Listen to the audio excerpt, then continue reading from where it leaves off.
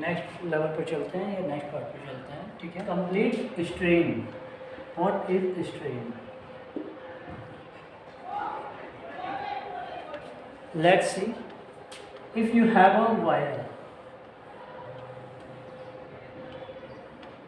elastic wire, you have a elastic wire of length L, and you are applying a deforming force F on it, on a cross sectional area of the wire, and as you apply deforming force, it deforms and it increases delta L length. Okay, then the configuration of the object, what was the configuration? Molecule of the combination in starting was near, and after applying the force, after applying the force, they get at distance, some distances, and it increases length delta L. It means strain. What is strain? Strain is equal to change in configuration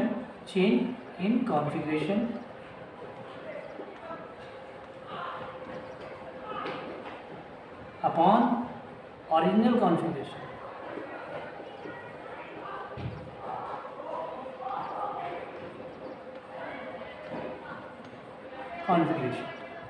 It means what was the change?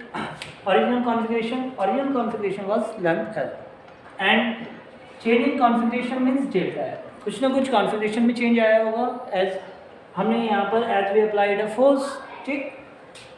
तो देखिए strain, अब strain आपको confirm हो गया होगा what is strain, यानी strain क्या होती है? Change in configuration upon original configuration. It means in starting the length was L and some deforming force is applied. यहाँ पर हमने एक force applied किया है, and then the increase in length is take place. तो यहाँ पर एक उसमें changes आए हैं आपका length में increase हुआ है कुछ ना कुछ। तो देखिए change in configuration in length upon original configuration was length L. अब देखिए यहाँ पर आते हैं type की हम बात करते हैं। What are the types of strain? First of all आता है longitudinal strain.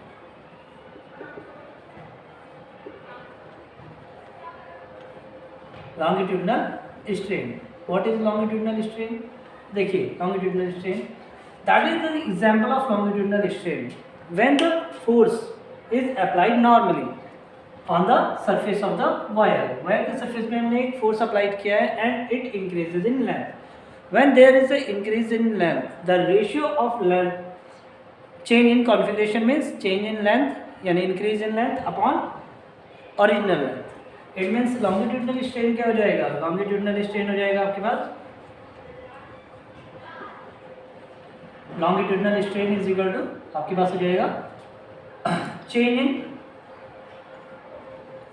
increase in length upon original length.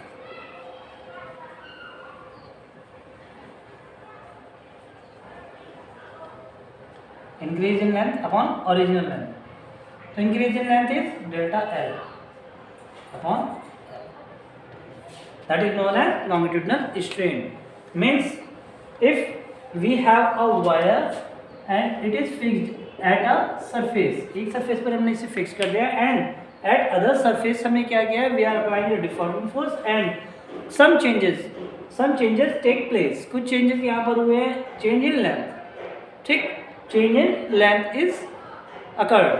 यहाँ पर length में change हुआ है, यानी configuration में change है. Increase in length upon original length. When there is a change only in length, तो length में अगर केवल changes आ जाते हैं और increase in length, तो longitudinal strain हो जाता है वहाँ पर. And longitudinal strain is increase in length upon original length. ठीक, that was the first part. And after that comes volumetric strain. Volumetric volumetric strain.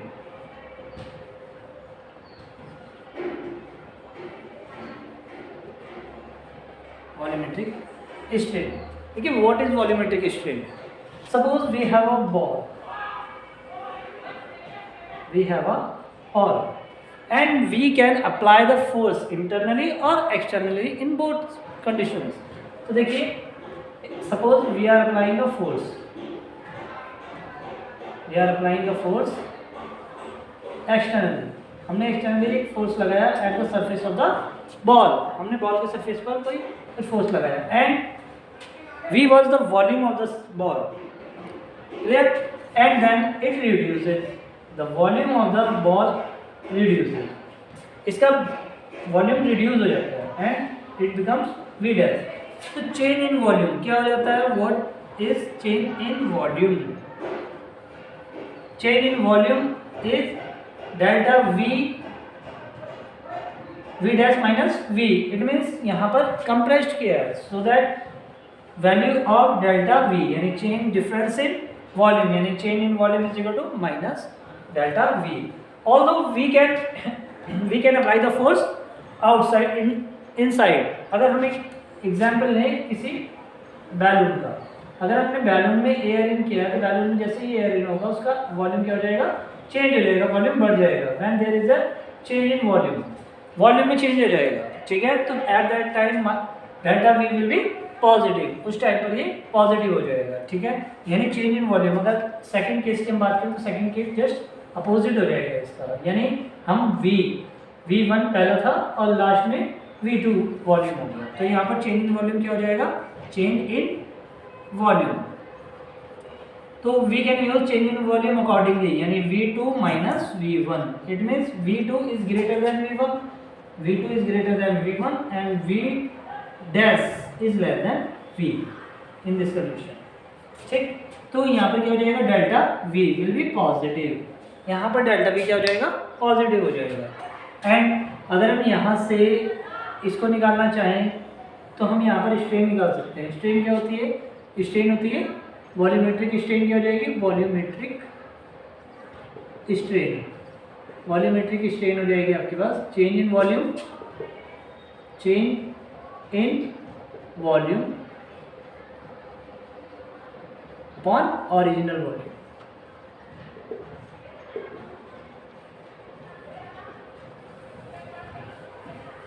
Change in volume may be delta V or minus delta V upon original value V1 in the case of second, ठीक है। तो second case में हम ले सकते हैं delta V, तो that is volumetric strain, इसे हम वॉल्यूमेट्रिक स्ट्रेन बोलते हैं। तो देखिए बेटा हमने कहा आज क्या है, स्ट्रेन क्या होती है, change in configuration upon original configuration and their types are longitudinal strain and volumetric strain and next sharing strain.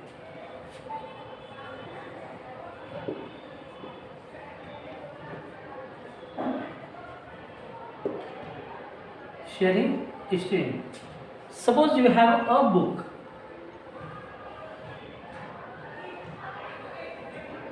You have a book and you apply a tangentially force. आपने एक force apply किया है tangentially force and it deforms like this.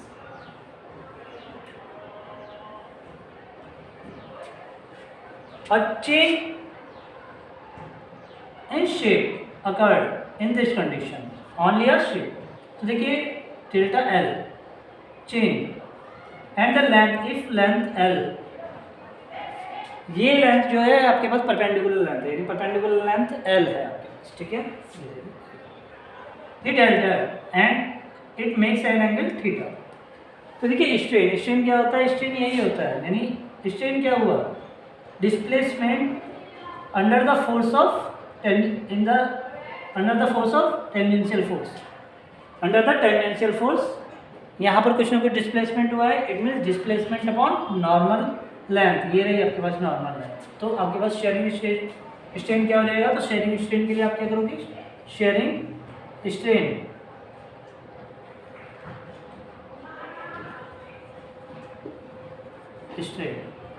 Sharing strain क्या हो जाएगा बेटा, delta L, यानी ये होता है थीटा डेल्टा L, यानी चेंज इन डिस्प्लेसमेंट। देखिए यहाँ पे कुछ ना कुछ डिस्प्लेसमेंट हुआ है, some displacement occurred in the direction of force के डायरेक्शन में एक फोर्स अप्लाई किया है, तो वहाँ पर हमने क्या किया है, फोर्स के डायरेक्शन में हमने कुछ ना कुछ डिस्प्लेसमेंट में यहाँ पर लिया है, यानी displacement take place in the direction of force, tangential force.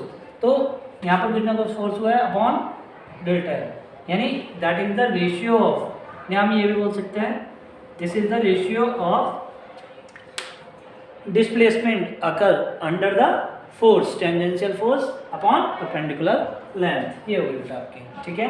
तो ये तीन तरह के आपके पास शेयरिंग स्ट्रेन्स होती हैं। तो स्ट्रेन्स आपके पास कौन कौन सी हो गई, आपने स्ट्रेन देखा, स्ट्रेन मीन्स डिफॉर्मेशन, यानी डिफॉर्म हुई ये चीज़ें, यानी चाहे वो आपके वॉल्यूम में चेंज हुआ हो, चाहे शेयरिंग में चेंज हुआ हो, यानी उसकी केवल शेप चेंज हुई हो, और या फिर आपकी वॉल्यूम में चेंज हुआ हो, ठीक है। इन ऑल कंडीशंस आप क्या कर सकते हो, शेयरिंग स्ट्रेन निकाल सकते हो, स्ट्रेन्स निकाल सकते हो, ठीक है। तीनों strains, elastic limit, elastic limit, what is elastic limit. देखिए suppose you have a wire और a rubber, you have a rubber, you apply a force F, it deforms, it can deform, and next time you increase a force, एक force और apply किया आपने यहाँ तक, and after that it can be broken। अगर हम इसे और ज़्यादा खींचेंगे तो क्या हो सकता है, it can be broken। it means अगर हम यहाँ पर देखें तो यहाँ पर एक लिमिट आ रही है, यानी यहाँ पर देखिए यहाँ पर एक लिमिट है, यानी इससे ज़्यादा हम नहीं खींच सकते। इससे ज़्यादा अगर हमने इसको खींच दिया तो क्या होगा, it will be deform permanently. It means यहाँ पर अगर एग्जांपल देखें, आपने स्प्रिंग लिया, स्प्रिंग में आपने क्या किया, you are applying a force F and then आपने इसको थोड़ा स्ट्रेच कर दिया, you are stretching the spring. तो देखिए फोर्स अप्लाई किया आपने, आप यहाँ तक डिफॉर्म कर सकते हो, एंड यहाँ से क्या होगा, it will regain its original shape and size.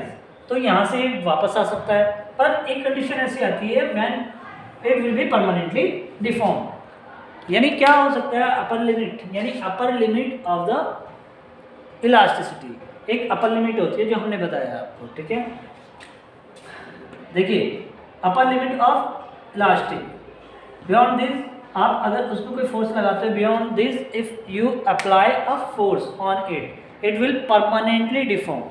ये फिर से बैक नहीं आ सकता, it can not regain its original shape and size, it will be permanently deform, जैसे इस केस में हुआ है या इस केस में भी हो सकता है अगर हम करें तो। That is known as elastic limit, उसको ही हम इलास्टिक लिमिट बोलते हैं। एंड अप टू विच, अगर हम बात करें अप टू विच, तो up to which it can regain its original shape and size, तब अपनी शेप एंड साइज को वापस पा सकता है, ठीक है।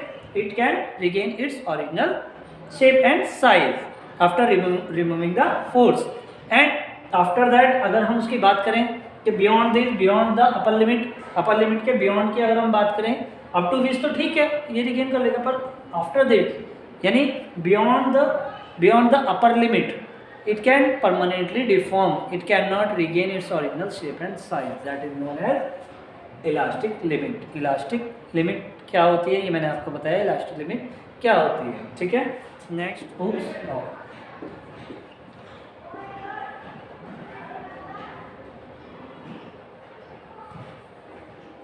हुक्स लॉ, ठीक है। Suppose you are applying a force on an spring पर आपने एक फोर्स अप्लाई किया और लोड, आपने एक लोड अप्लाई किया और क्या होता है, जैसे ही आप इसको स्ट्रेच करोगे तो क्या होगा, जैसे ही लोड अप्लाई करोगे इट विल स्ट्रेच, कुछ स्ट्रेच हो जाएगा, एक्सटेंशन हो जाएगा इसका, ठीक है। तो सम एक्सटेंशंस अकर्ड, कुछ एक्सटेंशन हो जाता है इसके अंदर अगर आप लोड कुछ बांधते हो, ठीक है। With in the elastic limit, आप अगर लोड जितना ज़्यादा लोड इसमें अप्लाई करते रहोगे, the more load you will apply, the more extension will occurred, है ना। तो जितना ज़्यादा ये होगा उतना ज़्यादा फोर्स अकर्ड हो जाता, जितना ज़्यादा लोड बांधोगे उतना ज़्यादा एक्सटेंशन होता चला जाएगा। इट मीन्स हम ये कह सकते हैं कि load extension in the wire, extension in the wire is directly proportional to the load. यानी जितना ज़्यादा आप लोड यहाँ पर अप्लाई करोगे उतना ही ज़्यादा यहाँ पर एक्सटेंशन होता चला जाएगा, इतना ही ज़्यादा खींचता चला जाएगा। इसको बोलते हैं हम एक्सटेंशन एंड लोड। यानी ये आपके पास क्या हो गया, हुक्स लॉ। यानी अगर आप इसमें और ज़्यादा लोड अप्लाई करोगे तो एक्सटेंशन भी बढ़ता चला जाएगा with in the elastic limit. हम इलास्टिक लिमिट के अंदर की ही बात कर रहे हैं, अभी इससे आगे नहीं गए हैं। तो देखिए extension, what do you mean by extension? अगर आप किसी वायर पर एक्सटेंशन अप्लाई करते हो that is known as stress. अगर हम किसी वायर पे कर रहे हैं, यहाँ पर नॉर्मल स्ट्रेस कर रहे हैं, तो वो आपके पास क्या हो जाएगा, स्ट्रेस। तो stress is directly proportional to strain. Extension means strain, ठीक है। जितना ज़्यादा स्ट्रेस करते चले जाओगे उतना ही ज़्यादा स्ट्रेन होता चला जाएगा, ठीक है। यानी एक्सटेंशन किसकी वजह से आया, लोड की वजह से। ये आप ये कह सकते हो कि जितना ज़्यादा स्ट्रेस लगाया उतना ज़्यादा स्ट्रेन यहाँ पर प्रोड्यूस हुआ। या फिर आप ये भी कह सकते हो stress is equal to E into strain. यानी ये कितना हो जाएगा, ई इज इक्वल टू आपके पास हो जाएगा stress upon strain.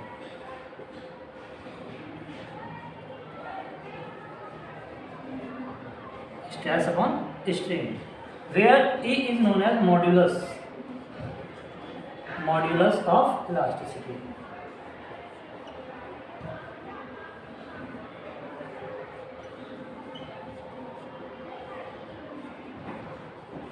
Modulus of elasticity, ठीक है। आज क्लास बेटा यहीं पर खत्म करते हैं। मॉड्यूलस ऑफ इलास्टिसिटी हम कल करते हैं, क्योंकि इसके भी कई पार्ट होते हैं, ठीक है। Thank you, bye bye.